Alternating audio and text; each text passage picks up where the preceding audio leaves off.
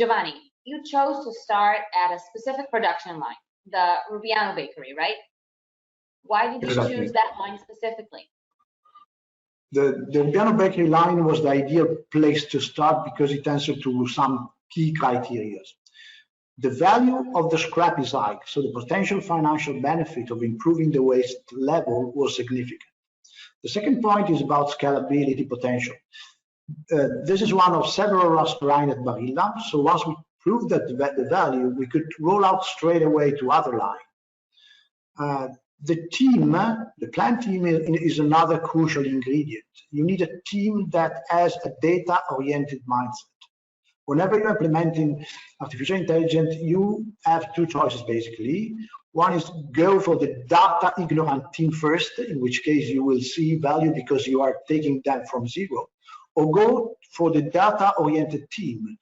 We prefer to start here because that's where the truest potential for artificial intelligence can be seen, by taking them to the next level of the process efficiency. Okay, that makes sense. So on the Rubbiano Bakery line, what specific challenges were you trying to tackle, and what benefits did you see from implementing AI? So the Rubbiano Bakery plant produced fette biscottate, rusk, a very popular breakfast food in Italy. So there is a high demand, and we produce hundreds of pieces of rusk every minute at this time. So I mean, however, I deeply believe that ultimately each KPI affects the other. For example, some people might say that if you tighten your quality standard, that should lead to more waste losses due to scrap and rejects, and vice versa. That you can cut waste due to scrap and improve quality at the same time. But I disagree.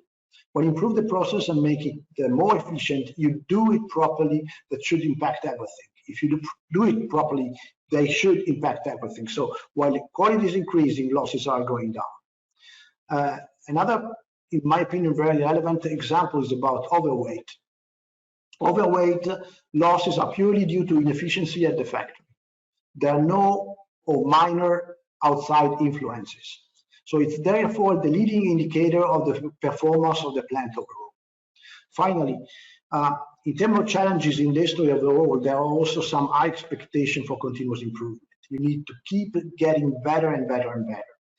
And this is a real challenge because at some point you hit a glass ceiling, and that's where artificial intelligence can really help. Our team did some really amazing work in reducing losses. They are really among the best in the industry. But at the same point, there were losses, particularly in waste, where it was impossible to find the root cause of. And I mean, humanly impossible means that human being can only analyze one variable at a time, maybe two, but not more.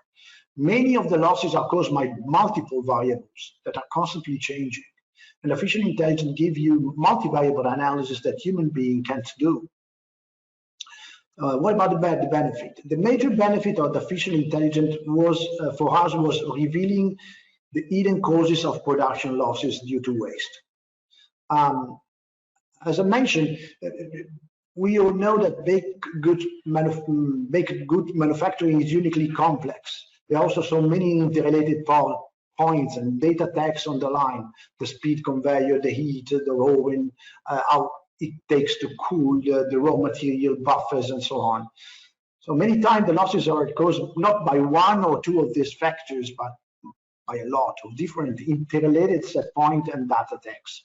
And no human being in the world can pick up on this combination, but artificial intelligence can. And once we got the right data and we use SIBO's artificial intelligence, we're able to reveal the hidden causes of those losses. And just in a few months, we reduced the waste, the total losses by 37%, which the combined effort of our team and SIBO system.